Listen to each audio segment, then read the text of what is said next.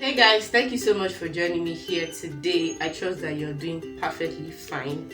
So last week we talked about addiction and I gave us 5 points on how we could deal with addiction, starting from you defining the characters you intend to change and the ones you want to change into, getting accountability partners, giving yourself alerts and prompts, taking advantage of the help of the Holy Spirit and the rest.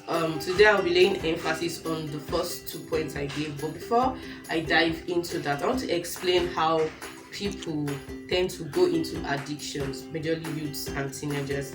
Here's a story that we could learn from. John was never into drug addiction until he got into the university.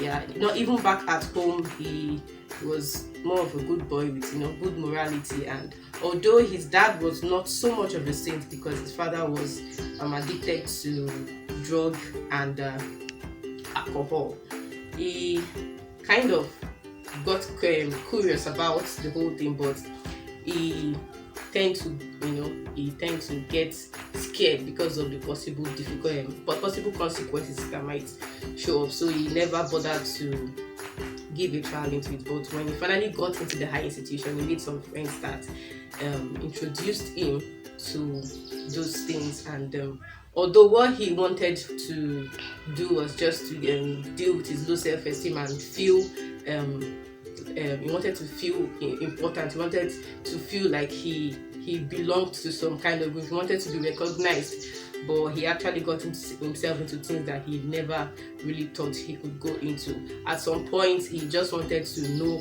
how it felt like to use those things, and other points he just felt he couldn't put up with the pressures from his friends. So we see that from this very short story, there are several things that can push people into addictions.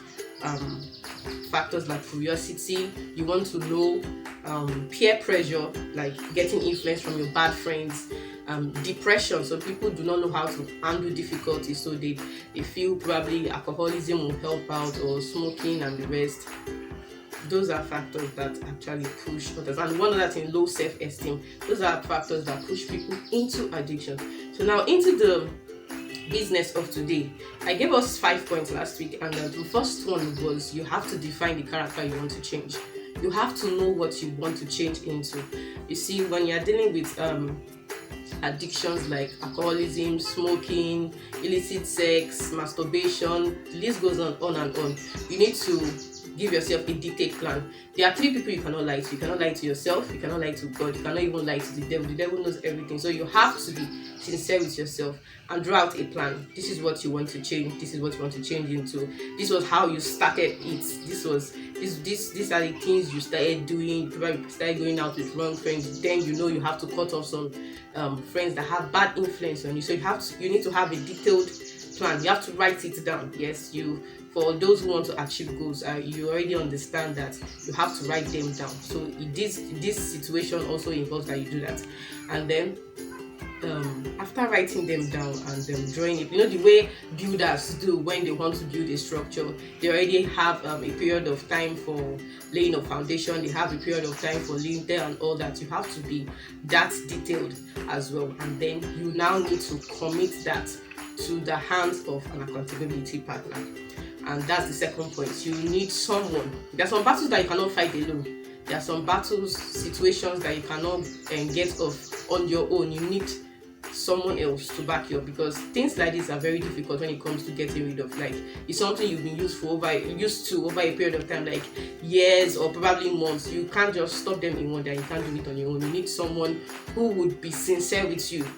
The personality traits of someone you should be accountable to is someone who will be sincere with you, someone who will be blunt with you, who will be able to tell you this thing, you don't have to do it this way, you have to do it this way. Someone who will tell you the right thing, not just what you want to hear. You also need to talk to someone who is matured. someone who is matured spiritually, emotionally, and otherwise. You need someone that is mature. That's kind of person that can deal with this situation. That's the kind of person that can help you out. And then you need someone who is trustworthy, not someone who would go out there and broadcast the own news and say, hey, come and hear what this person told me. The person doesn't necessarily have to be your pastor. This person doesn't necessarily have to be someone who has gotten experience in that particular situation. Yeah, there are some people that don't have such experience, but they have been blessed with the gift of helping people, mentoring people, and bringing them out of such situations. So that's the kind of person you should search out for and relate your issues with. You have to define the character you want to change and how you intend to go about it, and commit it to an accountability partner.